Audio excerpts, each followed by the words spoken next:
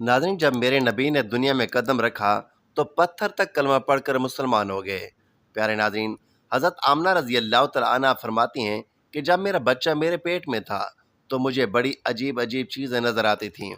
अगर मैं घर से बाहर निकलती तो एक बादल का साया मेरे ऊपर आ जाता और मुझे धूप बिल्कुल महसूस ना होती। अगर मैं पानी भरने के लिए जमजम के कुएं की तरफ जाती तो रास्ते के पेड़ अपनी टहनियाँ मेरे सामने झुका देते, जैसे मुझे सलाम कर रहे हों। मैं हैरान होती कि ये सब सिर्फ मेरे साथ ही क्यों हो रहा है। जब मैं जमजम के कुएं के पास पहुंचती तो नीचे का पानी अपने आप ऊपर आ जाता। फिर मैं अपने हाथों से ही बिल्कुल आसानी से बाल्टी पकड़ कर पानी निकाल लेती। मक्का की औरतें मुझे कुएं के पास रोक लेती और जाने ना देती। वो कहती कि ए आमना, तुम थोड़ी देर और यहीं पर खड़ी रहो, वरना तुम्हारे जाने से पानी वापस नीचे चला जाएगा और हमें पानी भरने में बहुत मुश्किल पेश होगी। इस तरह हज़रत आमना रज़ी अल्लाह तआला अन्हा फरमाती हैं कि मैं सुना करती थी कि जब बच्चा पेट में होता है तो माँ को बहुत तकलीफ़ें झेलनी पड़ती हैं। कभी हाथ पाँव में दर्द, कभी सर दर्द, कभी उल्टी, कभी बुखार और कभी चिड़चिड़ापन। ये सारी बातें सुनकर मैं सोचती कि अजीब है, मुझे तो पूरे 9 महीने में कोई तकलीफ ना हुई। यहाँ तक कि जब तक मेरा बच्चा पेट में रहा मुझे सर दर्द तक ना हुआ। हज़रत आमना को अजीब अजीब ख्वाब भी आते थे। वह फरमाते कि जब मैं रात को सोती तो मुझे ख्वाब आता कि मेरे जिस्म के अंदर से एक नूर निकला है और उसने पूरी दुनिया को रोशन कर दिया है। यह सब देखकर मुझे यकीन हो चुका था कि मेरे पेट में जो बच्चा है वो यकीनन कोई आम इंसान नहीं। पैगंबर हज़रत मोहम्मद सल्लल्लाहु अलैहि वसल्लम जब अपनी माँ हज़रत आमना रज़ी अल्लाह तआला अन्हा के पेट में थे तो एक रोज़ आपकी दादी ने आपके दादा को इशारे से बुलाया और कहा कि आपको मालूम है, ये बहू आमना बहुत महंगा इत्र लगाती है। मैं तो परेशान हो चुकी हूँ, आप ज़रा आमना से इस बारे में पूछिए। यह सुनकर आपके दादा ने कहा कि इस बारे में तू ही पूछ लेती, तूने क्यों नहीं पूछा। तो आपकी दादी ने कहा कि मैंने कई मरतबा कोशिश की है, लेकिन जब भी मैं आमना के चेहरे पर इतनी चमक आ गई है देखती हूँ, मैं कुछ पूछ ही नहीं पाती। आप ही जाकर पूछ लीजिए। यह सुनकर आपके दादा ने कहा कि तू औरत ज़ात है, घर में रहती है, लेकिन मैं मर्द हूँ, घर से बाहर निकलता हूँ, मक्के में कुरैश का सरदार हूँ। जो भी मुझसे मिलता है पूछता है कि अब्दुल मुतलब, तुम्हारे घर से इतनी अत्तर की खुशबू कहाँ से आती है। और हाँ, एक अजीब बात यह है कि अत्तर की खुशबू वहीं से आती है जहाँ आमना जाती है। अगर आमना रसोई में जाती है तो खुशबू वहाँ से आती है, अगर गुस्ल खाने में जाती है तो खुशबू वहीं से आती है, अगर बैठक में जाती है तो खुशबू वहीं से आती है। और ये कोई मामूली अत्तर नहीं है, ना इराक का ना मिस्र का, ये तो कोई ख़ास ही अत्तर है। उसके बाद आपके दादा हज़रत अब्दुल मुतलब ने हिम्मत की और आमना को बुलाकर कहा कि बेटी आमना, तुझे पता है कि मैं कुरैश का सरदार हूँ, खाना काबा का मुतवल्ली हूँ, बड़ी इज्जत वाला हूँ। जहाँ भी जाता हूँ लोग मुझसे पूछते हैं, ए अब्दुल मुतलब, तेरे घर से इत्र की खुशबू कहाँ से आती है। बेटी, मैं तो इत्र नहीं लगाता, तेरी माँ भी इत्र नहीं लगाती, तो ये इत्र कहाँ से लाती है। ये सुनकर हज़रत आमना की आंखों में आंसू आ गए और वह बोली, अब्बा जान, मैं आपको क्या बताऊँ, मैंने सारी ज़िंदगी कभी कोई अत्तर नहीं लगाया, मुझे अच्छे और बुरे इत्र की पहचान भी नहीं है, मैंने आज तक किसी अत्तर वाले से अत्तर नहीं खरीदा। मगर अब्बा जान, मैं आपको एक राज की बात बताता हूँ। फिर हज़रत आमना ने अपने पेट पर हाथ रखा और कहा, अब्बा जान, ये सब उस आने वाले मेहमान की बरकत है, आपने तो सिर्फ खुशबू महसूस की है। अगर मैं आपको और बातें बता दूं तो आप मुझे दीवानी कहेंगे। यह सूरज कई बार मुझे सलाम करता है, यह चांद कई बार मुझे सलाम करता है, और यही नहीं, जब मैं सोती हूँ तो ऐसी ऐसी औरतें मेरे सामने खड़ी होती हैं जिन्हें ना मैंने कभी देखा और ना आपने। वो औरतें मेरे ऊपर हवा करती हैं। हजूर सल्लल्लाहु अलैहि वसल्लम के दादा हजरत अब्दुल मुतलब दिन रात काबे के पास जाकर काबे का गिलाफ पकड़कर रो कर दुआ करते, या अल्लाह, मेरा बेटा अब्दुल्ला इस दुनिया में नहीं रहा, मगर उसके घर एक बच्चे की पैदाइश होने वाली है। या अल्लाह, उस बच्चे की हिफाजत फरमा और मेरे अब्दुल्ला की नस्ल बाकी रखना। हजूर सल्लल्लाहु अलैहि वसल्लम के सारे चचा इसी इंतज़ार में रहते कि उनके भाई अब्दुल्ला के घर बच्चा कब पैदा होगा। यहूदियों की किताब तौरात में लिखा हुआ था कि जब आखिरी नबी आने वाले होंगे तो उनकी पैदाइश से 10 दिन पहले आसमान पर एक लाल सितारा चमकेगा। जब हजूर सल्लल्लाहु अलैहि वसल्लम की पैदाइश में 10 दिन बाकी थे तो आसमान पर वही लाल सितारा निकल आया। उसे देखकर यहूदियों में खलबली मच गई। उनके आलिम ने यह सब यहूदियों को जमा किया और कहा कि देखो, आसमान पर लाल सितारा चमक रहा है। اس کا مطلب ہے کہ آخری نبی آنے والے ہیں۔ جاؤ اور معلوم کرو کہ اس وقت مدینہ منورہ میں کس کے ہاں لڑکی کی پیدائش میں 10 دن باقی ہیں۔ یہودی مدینہ گئے اور معلوم کیا تو بہت سی عورتیں حاملہ تھیں، مگر کسی کا وقت قریب نہیں آیا تھا۔ کسی کے 2 مہینے باقی تھے، کسی کے 4۔ وہ عالم کے پاس لوٹے اور کہا کہ مدینہ میں ایسا کوئی بچہ ابھی پیدا ہونے والا نہیں۔ عالم نے جواب دیا کہ آپ مکہ جا کر دیکھو۔ ساری یہودی مکہ پہنچے اور معلوم کیا کہ وہاں کن کن گھروں میں پیدائش ہونے والی ہے۔ لوگوں نے بتایا کہ ہاں، مکہ میں 5 عورتیں ہیں جن کے ہاں بچہ ہونے والا ہے۔ یہودیوں نے کہا کہ نہیں، ہمیں ایسے بچے کے پیدائش کی خبر چاہیے جس کا باپ پہلے ہی انتقال کر چکا ہو۔ لوگوں نے بتایا کہ ہاں، عبد المطلب کا پوتا پیدا ہونے والا ہے۔ اس بچے کے باپ عبداللہ کچھ مہینے پہلے دنیا سے چلے گئے ہیں۔ یہ سن کر یہودیوں کی چیخیں نکل گئیں۔ وہ روتے چلاتے اپنے عالم کے پاس پہنچے اور بولے، ہائے افسوس، آج نبوت یہودیوں سے نکل کر مکے والوں کو مل گئی۔ وقت یوں ہی گزرتا گیا اور آخر وہ دن آیا جس کا سب کو بے صبری سے انتظار تھا، جس کا انتظار آسمان، زمین، پرندے اور ہر مخلوق کر رہی تھی۔ اور پھر وہ گھڑی آئی، آج اس بچے کی پیدائش ہوئی جس کی وجہ سے پوری دنیا بنائی گئی۔ اگر وہ نہ ہوتے تو شاید یہ دنیا بھی نہ ہوتی۔ آج اس بچے کی پیدائش ہوئی جس کے لیے چاند 2 ٹکڑوں میں بانٹ گیا۔ آج اس بچے کی پیدائش ہوئی جس کی خاطر سورج کو اپنی جگہ پر روک دیا گیا۔ اللہ نے حکم دیا، اے سورج ابھی مت ڈوبنا، کیونکہ میرے حبیب محمد صلی اللہ علیہ وآلہ وسلم نے ابھی عصر کی نماز ادا نہیں کی۔ آج اسی بچے کی پیدائش ہوئی جس کے پاس پوری زندگی میں جبرائیل علیہ السلام 26,000 بار تشریف لائے۔ اور رات گہری ہو چکی تھی۔ حضرت آمنہ رضی اللہ تعالیٰ عنہ کے پیٹ میں ہلکا سا درد اٹھا۔ انہیں محسوس ہوا شاید آج میرے بچے کی پیدائش ہونے والی ہے۔ انہوں نے حضرت عبد المطلب کو یہ خبر دی۔ حضرت عبد المطلب نے مالے کی دائی حضرت شفا کو بلا کر کہا کہ آج رات تم آمنہ کے ساتھ ہی رہو، کیونکہ میرے بیٹے عبداللہ کے گھر بچہ پیدا ہونے والا ہے۔ رات دھیرے دھیرے گزرتی گئی، چاند خاموش ہو کر بادلوں میں چھپ گیا۔ حضرت آمنہ فرماتے ہیں کہ جس رات میرے گھر بچے کی پیدائش ہوئی اس وقت غریبی کا یہ عالم تھا کہ چراغ میں تیل جلانے کے بھی پیسے نہیں تھے۔ یہی وہ غریبی کی رات تھی جس میں ہمارے آقا صلی اللہ علیہ وآلہ وسلم اس دنیا میں تشریف لائے۔ اس رات حضرت عبد المطلب اور ان کے سارے بیٹے گھر کے باہر بیٹھے رہے۔ وہ سوچتے رہے کہ اگر عبداللہ کی بیوی کے ساتھ کوئی حادثہ ہو گیا تو ہم فوراً علاج کا انتظام کریں گے۔ پوری رات کوئی نہیں سویا۔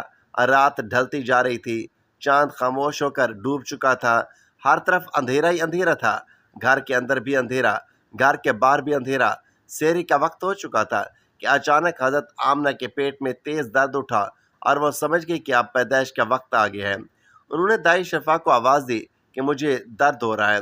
1 گھنٹہ پیدائش کا وقت گزرا اور پھر صبح ہونے سے کچھ پہلے ہمارے پیارے آقا صلی اللہ علیہ وآلہ وسلم اس دنیا میں تشریف لے آئے۔ حضور صلی اللہ علیہ وآلہ وسلم کی پیدائش پر 3 بڑی عجیب نشانیاں سامنے آئیں جنہیں دیکھ کر دائی شفا بھی حیران رہ گئی۔ پہلی چیز، جب بچہ پیدا ہوتا ہے تو اس کی ناف ماں کی آنت سے جڑی ہوتی ہے، مگر ہمارے حضور صلی اللہ علیہ وآلہ وسلم کی ناف ماں کی آنت سے بالکل الگ تھی۔ دوسری چیز، جب بچہ پیدا ہوتا ہے تو اس کے ساتھ بہت گندگی نکلتی ہے، لیکن ہمارے آقا صلی اللہ علیہ وآلہ وسلم جب پیدا ہوئے تو ان کے ساتھ نجاست کا ایک قطرہ بھی نہیں تھا۔ تیسری چیز، جب لڑکا پیدا ہوتا ہے تو اس کا ختنہ نہیں ہوا ہوتا، لیکن ہمارے پیارے آقا صلی اللہ علیہ وآلہ وسلم کا ختنہ ماں کے پیٹ کے اندر ہی ہو چکا تھا، دنیا میں آپ کا ختنہ نہیں کیا گیا۔ یہ 3 باتیں دیکھ کر دائی شفا گھبرا گئی اور حضرت آمنہ رضی اللہ تعالیٰ عنہ سے بولی، اے آمنہ، میں نے اپنی ساری زندگی میں ایسا بچہ نہیں دیکھا۔ پھر حضرت شفا نے حضور صلی اللہ علیہ وآلہ وسلم کو اپنی گود میں لے کر ایک طرف زمین پر لیٹا دیا۔ جیسے ہی انہوں نے لیٹایا، حضور نبی کریم صلی اللہ علیہ وآلہ وسلم نے اچانک کروٹ بدلی اور گھٹنوں کے بل جھک کر سیدھے سجدے میں چلے گئے۔ یہ دیکھ کر حضرت آمنہ رضی اللہ تعالیٰ عنہ کی حیرانی کی انتہا نہ رہی۔ حضور نبی کریم صلی اللہ علیہ وآلہ وسلم پورے 15 منٹ تک سجدے میں رہے۔ پھر آپ نے سر اٹھا کر آسمان کی طرف انگلی سے اشارہ کیا اور ساری دنیا کو بتا دیا، اے لوگو، اس دنیا کو پیدا کرنے والی ذات صرف اللہ ہی کی ہے۔ حضرت آمنہ رضی اللہ تعالیٰ عنہ فرماتی ہیں کہ جب میں نے اپنے بچے کو گود میں لیا تو اچانک دیکھا کہ آسمان کے تارے زمین کے قریب ہوتے جا رہے ہیں۔ پھر اچانک ایک بادل کا سایہ میرے کمرے کے اندر آیا اور میری گود سے میرا بچہ اس بادل کے سائے میں غائب ہو گیا۔ اس بادل کے اندر سے ایک آواز آئی، اے جبرائیل علیہ السلام، اس بچے کو پوری دنیا کا چکر لگواؤ۔ اسے سارے نبیوں کی خوبیاں عطا کرو، اسے یوسف کی خوبصورتی دو، ایوب کا صبر دو، ابراہیم کی دوستی دو اور داؤد کی میٹھی زبان دو۔ حضرت آمنہ رضی اللہ تعالیٰ عنہ فرماتی ہیں کہ تھوڑی دیر بعد وہ بادل کا سایہ ہٹ گیا اور میں نے دیکھا کہ میرا بچہ پھر میری گود میں لیٹا ہوا تھا۔ صبح ہونے ہی والی تھی کہ دائی شفا باہر نکل کر حضور صلی اللہ علیہ وسلم کے دادا حضرت عبد المطلب کو خوشخبری دینے پہنچی۔ اس نے کہا، اے عبد المطلب، تجھے پوتا مبارک ہو۔ یہ سن کر رات بھر جاگے ہوئے عبد المطلب کے ہوش اڑ گئے۔ وہ اس قدر حیران تھے کہ آمنہ کے گھر اتنا خوبصورت بچہ پیدا ہوا ہے۔ سارے چچا بھی ابھی اپنے بھتیجے کو دیکھ کر بے حد خوش ہوئے، یہاں تک کہ جب ابو لہب کی باندی صوبیہ نے جا کر ابو لہب کو یہ خوشخبری سنائی، اے ابو لہب، تجھے بھتیجا مبارک ہو، تو یہ سن کر ابو لہب اتنا خوش ہوا کہ اس نے اپنی باندی صوبیہ سے کہا کہ جا، میں نے تجھے اپنے بھتیجے کی خوشی میں آزاد کر دیا۔ حضرت عبد المطلب بہت بوڑھے ہو چکے تھے، مگر خوشی اتنی زیادہ تھی کہ وہ اپنے پوتے کو گود میں لیے کعبہ کی طرف دوڑتے چلے گئے۔ سارے مکے والے بھی خوشی سے نعرے لگانے لگے، لیکن عبد المطلب یہ کہا جانتے تھے کہ ان کا پوتا وہ انسان ہے جس کی خاطر اللہ نے یہ پوری دنیا بنائی۔ ان کا پوتا اتنا بڑا انسان ہے کہ اللہ نے معراج کی رات اسے زمین سے اٹھا کر 7ویں آسمان پر اپنے سامنے بٹھایا اور اس سے 3 باتیں کی۔ یہ وہی پوتا ہے جسے اگر مایوس دیکھا جائے اور اس کی آنکھوں میں آنسو آ جائیں تو آسمانوں پر تہلکہ مچ جاتا ہے۔ حضرت عبد المطلب نے کعبہ کا غلاف پکڑ کر اپنے پوتے کے لیے دعائیں مانگی اور پھر اس کا نام رکھا محمد۔ محمد کا مطلب ہے وہ انسان جس کی بہت زیادہ تعریف کی جائے۔ یہ نام سن کر مکے والے کہنے لگے، اے عبد المطلب، یہ کیسا عجیب سا نام تم نے اپنے پوتے کا رکھ دیا ہے، ہم نے تو آج تک ایسا نام نہیں سنا۔ مگر عبد المطلب کہاں جانتے تھے کہ یہی بچہ ایک دن اتنی شان پائے گا کہ لوگ اس کے پیچھے چلیں گے۔ ایک بار حضور اکرم صلی اللہ علیہ وآلہ وسلم مدینہ میں اپنے صحابہ کے ساتھ بیٹھے ہوئے تھے، تبھی آپ کے چچا حضرت عباس رضی اللہ تعالیٰ عنہ نے فرمایا، اے اللہ کے رسول، مجھے بچپن ہی سے معلوم تھا کہ آپ بڑے ہو کر کوئی بہت بڑے انسان بنیں گے۔ حضور صلی اللہ علیہ وآلہ وسلم نے پوچھا، اے چچا جان، آپ کو کیسے پتہ چلا؟ تو حضرت عباس رضی اللہ تعالیٰ عنہ نے جواب دیا، اے اللہ کے رسول، جب آپ صرف 2 مہینے کے تھے تو ایک رات میں نے آپ کو دیکھا کہ آپ چارپائی پر اکیلے لیٹے رو رہے تھے۔ میں نے آپ کو چپ کرانے کی کوشش کی، مگر آپ نے میری طرف نہیں دیکھا بلکہ اچانک آسمان کی طرف دیکھ کر مسکرانے لگے۔ میں حیران رہ گیا۔ پھر جب میں نے بھی آسمان کی طرف دیکھا تو میری آنکھیں پھٹی کی پھٹی رہ گئی۔ میں نے دیکھا کہ چاند آپ کی انگلی کے اشارے پر ناچ رہا ہے۔ آپ جدھر انگلی لے جاتے ہیں چاند ادھر ہی چلا جاتا ہے۔ یہ منظر دیکھ کر میں سمجھ گیا کہ آپ کوئی عام انسان نہیں ہیں۔ حضور صلی اللہ علیہ وآلہ وسلم نے فرمایا، ہاں میرے چچا جان، آپ صحیح کہہ رہے ہیں۔ بچپن میں چاند مجھے کہانیاں سناتا تھا، میرے ساتھ کھیلتا تھا اور مجھے رونے نہیں دیتا تھا۔ سبحان اللہ، ایسے تھے ہمارے نبی کہ جن کے گھر میں اتنی غریبی تھی کہ ان کی ماں اپنے اس یتیم بچے کے لیے ایک کھلونا تک نہیں خرید سکتی تھی، مگر اللہ نے چاند کو حکم دے دیا، اے چاند، تو میرے محبوب کے لیے کھلونا بن جا اور اسے کھلا، اسے رونے مت دینا۔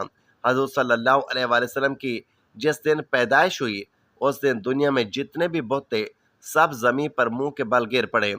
ایران کے بادشاہ کے دربار میں ایک آگ تھی جو 1000 سال سے لگاتار جل رہی تھی۔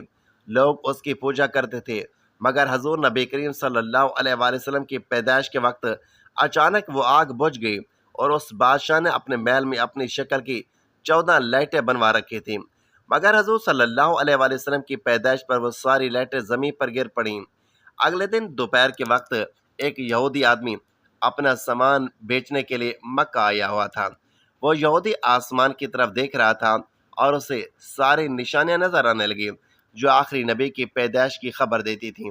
اس نے مکہ والوں سے پوچھا کہ آج کسی کے ہاں بچہ پیدا ہوا ہے؟ تو لوگوں نے جواب دیا، ہاں فلاں فلاں عورت کے ہاں لڑکا پیدا ہوا ہے۔ یہ سن کر اس یہودی نے کہا، نہیں، مجھے ایسے بچے کے بارے میں بتاؤ جس کا باپ نہ ہو۔ تو لوگوں نے بتایا، ہاں عبد المطلب کا پوتا پیدا ہوا ہے، اس کے باپ عبداللہ کچھ مہینے پہلے ہی انتقال کر چکے ہیں۔ یہ سن کر یہودی بولا، مجھے اس بچے کو دکھاؤ، میں اسے اپنی آنکھوں سے دیکھنا چاہتا ہوں۔ پھر وہ یہودی حضرت آمنہ رضی اللہ تعالیٰ عنہ کے گھر پہنچا۔ اس نے حضور صلی اللہ علیہ وآلہ وسلم کو اپنی گود میں لیا۔ پھر اچانک اس نے بچے کو پلٹ کر دیکھا اور حضور نبی کریم صلی اللہ علیہ وآلہ وسلم کی پیٹھ کی طرف نگاہ ڈالی۔ بس اس کی چیخیں نکل گئیں، کیونکہ حضور نبی کریم صلی اللہ علیہ وآلہ وسلم کی پیٹھ پر نبوت کی مہر لگی ہوئی تھی۔ جب اس یہودی نے نبوت کی یہ مہر دیکھی تو وہ رونے لگا اور کہنے لگا، ہائے افسوس، آج یہودیوں کے ہاتھ سے نبوت نکل گئی ہے، یہی اللہ کا آخری رسول ہے۔ مکہ کے لوگ جو پہلے سے ہی حضرت عبد المطلب سے مان میں جلن رکھتے تھے، یہ دیکھ کر اور بھی حیران ہو گئے کہ جو کاہن آتا ہے وہ انہی کے دروازے پر آتا ہے، جو راہب آتا ہے وہ انہیں خوشخبری سناتا ہے، اور جو بھی آتا ہے ان کے ہی بارے میں پیش گوئیاں کر کے چلا جاتا ہے۔ لوگوں کے دلوں میں جناب عبد المطلب اور اس بچے کے لیے حسد کی آگ بھڑکنے لگی۔ مکہ کی سرزمین پر سینکڑوں بچے پیدا ہوئے، مگر کسی کے بارے میں ایسی باتیں کبھی نہ سنی گئیں۔ یہ حسد جو پیدائش کے پہلے لمحے سے شروع ہوا، آگے جل کر مذہبی دشمنی میں بدلنے والا تھا۔ یہودی عالم پھر پکار اٹھا کہ میں نے اس بچے کو پہچان لیا ہے، میں اسی کی تلاش میں مکہ آیا تھا۔ جناب عبد المطلب جو دین ابراہیمی پر قائم تھے اور کئی رازوں سے واقف تھے، یہ سن کر فوراً بچے کو واپس گھر لے گئے اور اسے چھپا دیا۔ 4 دن تک پیغمبر اسلام کو پوشیدہ رکھا گیا، لیکن چوتھے دن عرب کا ایک بے حد پڑھا لکھا اور مکہ میں عزت کا مقام رکھنے والا شخص جس کا نام سواد ابن کارب تھا۔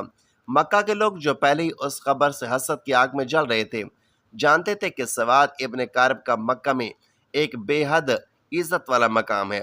اگر انہوں نے اس بچے کے بارے میں کوئی بات کہہ دی یا کوئی پیش گوئی کر دی تو اہل مکہ کا حسد اور بھڑک جائے گا۔ اسی لیے جناب عبد المطلب نے سخت لہجے میں کہا کہ میں اپنے پوتے کو اس وقت کس مجمع عام میں نہیں لا سکتا، لیکن سواد ابن کارب کی بے چینی بڑھتی جا رہی تھی۔ انہوں نے گزارش کی تو کم سے کم مجھے اس بچے تک پہنچا دیجیے۔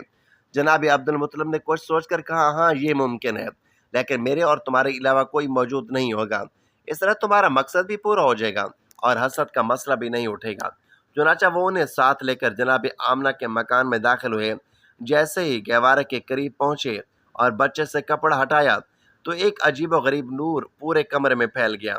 سواد ابن کارب جو پڑھے لکھے اور علم والے شخص تھے، سمجھ گئے کہ یہ وہی علامت ہے جس کی خبر کتابوں میں ہے۔ آخری زمانے کا اشارہ وہ بے اختیار جھک گئے اور اس بچے کے قدموں کو بوسہ دے دیا۔ پھر جناب عبد المطلب سے مخاطب ہو کر کہا، آپ گواہ رہیے گا کہ میں اس بچے پر ابھی سے ایمان لا رہا ہوں۔ مجھے معلوم ہے کہ میں اس وقت تک زندہ نہیں رہوں گا جب یہ بچہ اعلان رسالت کرے گا، مگر میں آج ہی گواہی دیتا ہوں کہ یہ اللہ کا آخری رسول ہے۔ اس طرح بنو ہاشم کے گھر والوں کے علاوہ پیغمبر اسلام کی پیدائش کے بعد سب سے پہلے ایمان لانے والے شخص سواد ابن کارب ثابت ہوئے۔ یہ واقعہ حضور اکرم صلی اللہ علیہ وآلہ وسلم کی پیدائش کے چوتھے دن کا ہے۔ پھر 7ویں دن حضرت عبد المطلب نے اپنے پوتے کا عقیقہ کیا اور پورے مکے کے لوگوں کو دعوت عقیقہ میں بلایا، لیکن اس وقت سے ہی کچھ لوگ حضرت عبد المطلب کے دشمن بن چکے تھے اور دل میں سوچ رہے تھے کہ اگر یہ بچہ بڑا ہو گیا اور اس نے اعلان نبوت کر دیا تو ہمارے لیے تو بس تباہی ہی تباہی ہے۔ ان حالات میں رب کریم کی مصلحت یہی تھی کہ پیغمبر علیہ السلام کو کچھ عرصہ مکے کی سرزمین سے اوجھل رکھا گیا، تاکہ اگر ان کے دشمن تلاش میں یہاں تک پہنچے بھی تو ناکام ہو کر واپس لوٹ جائیں۔ مگر دوسری طرف دشمنوں کا گروہ لگاتار حضور اکرم کی تلاش میں لگا ہوا تھا۔ حضرت عبد المطلب جو دین ابراہیمی پر قائم تھے، اپنے والد جناب ہاشم سے کچھ ایسے راز نبوت بھی حاصل کر چکے تھے۔ ان میں سے ایک یہ بھی تھا کہ اس بچے کے دشمن بہت زیادہ ہوں گے، اس لیے انہیں ہر حال میں اس بچے کی حفاظت کرنی تھی۔ یہی وجہ تھی کہ حضرت عبد المطلب پیغمبر اسلام کو مکہ سے کسی اور جگہ منتقل کرنا چاہتے تھے، خاص طور پر جب انہیں معلوم ہوا کہ اکثر یہودیوں کے قافلے مکہ آ کر حالات کا جائزہ لے کر چلے جاتے ہیں۔ اب سوال اٹھتا ہے کہ یہودی بار بار کیوں آ رہے تھے؟ تو اس کا جواب یہ ہے کہ بہت عرصہ پہلے سے ہی یہودی پیغمبر علیہ السلام کی ولادت کو روکنے کی فکر میں تھے۔ عبد مناف پر حملہ ہوا، جناب ہاشم پر حملہ ہوا، جناب عبد المطلب پر حملہ ہوا اور یہاں تک کہ جناب عبداللہ پر بھی حملہ ہوا۔ روایات میں آتا ہے کہ جب جناب عبداللہ کی جوانی کا زمانہ آیا تو یہودیوں کی ساری سازشوں کا مرکز یہی تھا کہ کسی طرح انہیں قتل کر دیا جائے تاکہ ولادت رسول رک جائے۔ یہودی یہ پہچان چکے تھے کہ جناب عبداللہ ہی پیغمبر اسلام کے والد ہیں۔ جناب عبداللہ کی شادی جناب آمنہ سے ہو گئی۔ اب شادی کے بعد یہودی اور پریشان ہو گئے کہ اب کیا کیا جائے، کسی نہ کسی طریقے سے ولادت کا سلسلہ روکنا ہے۔ اتفاق سے انہیں ایک موقع مل گیا کہ جناب عبداللہ کسی کام کے سلسلے میں مدینہ گئے اور مدینہ یہودیوں کا گڑھ تھا۔ روایات کے مطابق مدینہ میں جناب عبداللہ پر حملہ کیا گیا اور ذات دے کر انہیں شہید کر دیا گیا۔ اب یہودیوں کو ایک اطمینان تو ہو گیا کہ پیغمبر علیہ السلام کے والد تو شہید ہو چکے ہیں، بس ایک بات کی تصدیق کرنا باقی تھی کہ پہلے یہ پکا کر لیا جائے کہ جناب عبداللہ کے ہاں کوئی اولاد ہے یا نہیں۔ اگر معلوم ہو جائے کہ وہ بھی اولاد تھے تو چین کا لمبا سانس لے کر اپنے گھر لوٹ جائیں گے، لیکن اگر پتہ چلے کہ ان کے ہاں کوئی اولاد ہے تو پھر اس کے قتل کا انتظام کیا جائے۔ یہی سوچ کر یہودیوں کا ایک گروہ خاص اسی کام کے لیے مدینہ سے مکہ آیا۔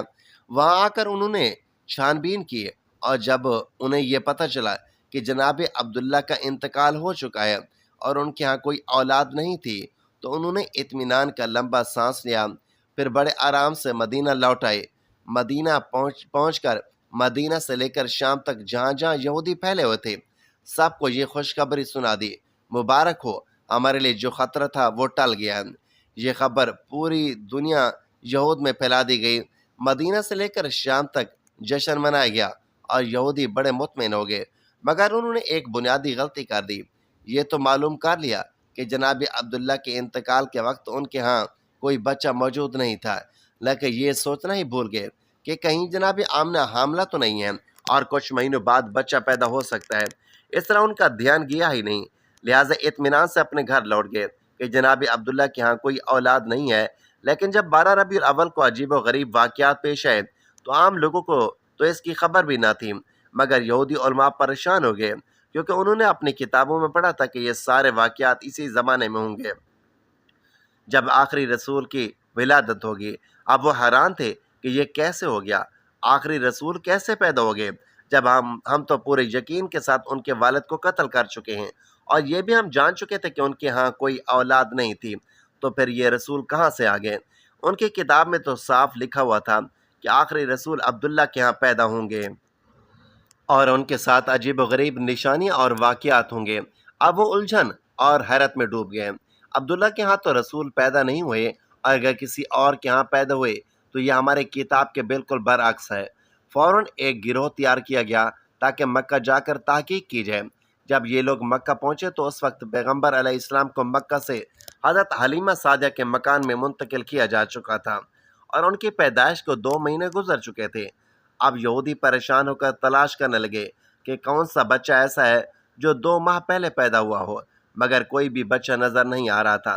کسی سے پوچھنا بھی ممکن نہیں تھا کیونکہ مکہ میں یہودی 2 بار پہلے سازش کر چکے تھے، ایک بار جناب عبداللہ پر حملہ اور اس کے بعد جناب آمنہ کے بارے میں تحقیق۔ اس لیے اب مکہ والے ہوشیار ہو چکے تھے، خاص طور پر بنو ہاشم کا خاندان جو ان پر سخت نظر رکھے ہوئے تھا۔ یہودیوں کا کوئی گروہ کسی سے کھل کر سوال نہیں کر سکتا تھا، بس ایک ایک گھر پر نظر رکھتے، مگر کوئی 2 مہینے کا بچہ کہیں نظر نہیں آتا۔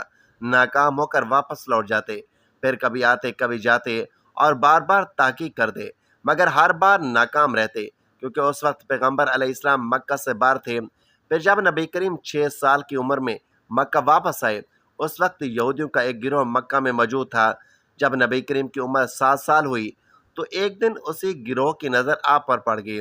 جیسے ہی ان کی نظر اس معصوم بچے پر پڑی وہ حیرت سے دنگ رہ گئے۔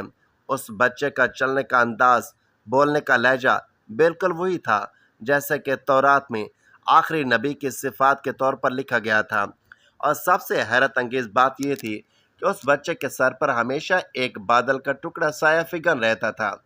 یہودی عالم نے بات چیت شروع کی اور تورات کی کتاب کے مطابق کہا کہ آخری نبی کی عمر اس وقت 7 سال ہونی چاہیے۔ پھر انہوں نے آپس میں طے کیا اگر یہی بچہ واقعی آخری نبی ہوا تو ہمیں اسے دنیا سے مٹانا ہوگا۔ انہوں نے تحقیقات کی اور معلوم ہوا کہ یہودیوں کا ایک گروہ مکہ آیا ہوا تھا۔ ان کی نظر جیسی اس نوجوان پر پڑی تو دنگ رہ گئے۔ یہ نوجوان جو اپنے دادا اور چچا کے ساتھ چل رہا تھا، اس کا چلنے کا انداز، بات کرنے کا طریقہ بالکل وہی تھا جو ان کی کتابوں میں آخری رسول کے لیے لکھا ہوا تھا۔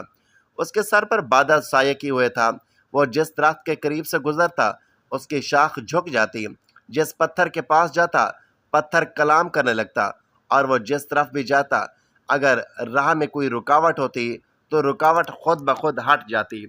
یہودیوں کو تو یہ تو یقین ہو گیا تھا کہ یہ بچہ عبد المطلب کا پوتا ہے، مگر ان کے دل میں یہ بھی خوف تھا کہ کہیں پہلے کی طرح ہم دھوکہ نہ کھا جائیں۔ وہ سوچ رہے تھے کہ ایسا نہ ہو کہ ہم اس نوجوان کو قتل کر کے مطمئن ہو جائیں اور پھر 20 سال بعد پتہ چلے کہ رسول تو ابھی زندہ ہیں۔ اس لیے اس دفعہ وہ 100% یقین کرنا چاہتے تھے کہ یہی نوجوان اللہ کا سچا پیغمبر ہے۔ ان کی کتابوں میں لکھا تھا اور انہیں اس بات کا پورا علم تھا کہ جو بھی اللہ کا رسول ہوگا، چاہے پہلا ہو یا آخری، لقمہ حرام اس کے حلق سے نیچے نہیں اتر سکتا، بلکہ حلق کیا اس کے ہونٹوں تک بھی نہیں پہنچ سکتا۔ حرام کے علاوہ رزق کے مشتبہ، یعنی ایسا رزق جس کا صاف پتہ نہ ہو کہ حلال ہے یا حرام، وہ بھی رسول کے ہونٹوں کو نہیں چھو سکتا۔ چنانچہ انہوں نے ایک عجیب منصوبہ بنایا۔ مکہ میں ایک بیوہ عورت رہتی تھی جس کا نام زبیدہ تھا۔ اس نے ایک چھوٹا سا مرغی فارم بنا رکھا تھا اور مرغیوں کے انڈے بیچ کر گزارا کرتی تھی۔ جو مرغی انڈے دینے کے لیے قابل نہ رہتی اسے وہ ذبح کرنے کے لیے بیچ دیتی۔ یہودیوں نے سوچا کہ یہ ایک ایسا امتحان ہے جس سے ہمیں پورا یقین ہو جائے گا کہ رات کے وقت انہوں نے زبیدہ کے گھر میں نقاب لگائی اور کچھ مرغیاں چرا لائے۔ اب جن مرغیوں کو چوری کی نیت سے لیا وہ تو رزق حرام ہو گئی، اور جن کے بارے میں یہ سوچا کہ بعد میں اس کی قیمت ادا کر دیں گے وہ رزق کے مشتبہ ہوئیں۔ فیصلہ یہ تھا کہ کسی چیز کی اٹھا لینا اگر حرام کی منزل پر نہ بھی پہنچے تو بھی شک میں ضرور آ جاتی ہے۔ اگلے دن یہودی حضرت عبد المطلب کے پاس گئے اور ان کو دعوت دی کہ ہم آپ کے قبیلے کی دعوت کرنا چاہتے ہیں، آپ ہمیں یہ اعزاز بخشیں۔ یہودیوں کا اصل مقصد پیغمبر علیہ السلام کا امتحان لینا تھا، اس لیے انہوں نے حضرت عبد المطلب سے کہا کہ آپ اکیلے دعوت میں نہیں آئیں گے، بلکہ بنو ہاشم کے سارے مرد آئیں گے، اور خاص طور پر آپ کے سب بیٹے اور پوتے ضرور آئیں۔ حضرت عبد المطلب نے مسکرا کر جواب دیا کہ تم نہ بھی کہتے تو بھی میری شرط یہی ہوتی، کیونکہ میں اپنے پوتے کے بغیر کسی دعوت میں شریک نہیں ہوتا۔ یہودیوں کے تو مانو دل کی مراد پوری ہو گئی۔ چنانچہ کھانے کا انتظام کیا گیا۔ انہوں نے اپنے ذہن میں پہلے ہی طے کر رکھا تھا کہ یہ والا گوشت اور مرغی حرام ہے اور یہ حصہ مشتبہ ہے۔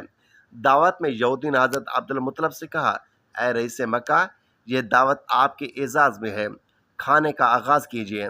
حضرت عبد المطلب نے کہا، نہیں، جب تک میرا پوتا کھانا شروع نہیں کرے گا ہم لوگ کھانا نہیں کھائیں گے۔ بس یہودی کو تو یہی چاہیے تھا کہ ساری توجہ رسول اللہ کی طرف ہوگی۔ انہوں نے کہا کہ آپ بسم اللہ کیجیے۔ رسول خدا نے اطمینان سے جواب دیا، نہیں، یہ رزق ہمارے لیے نہیں ہے، کھانا تو دور، یہ ہمارے ہونٹوں تک بھی نہیں پہنچ سکتا۔ یہودیوں نے حیرانی سے پوچھا، یہ کیسے ممکن ہے؟ آپ صلی اللہ علیہ وآلہ وسلم نے فرمایا، ہاں، یہ کھانا ہمارے لیے نہیں ہے۔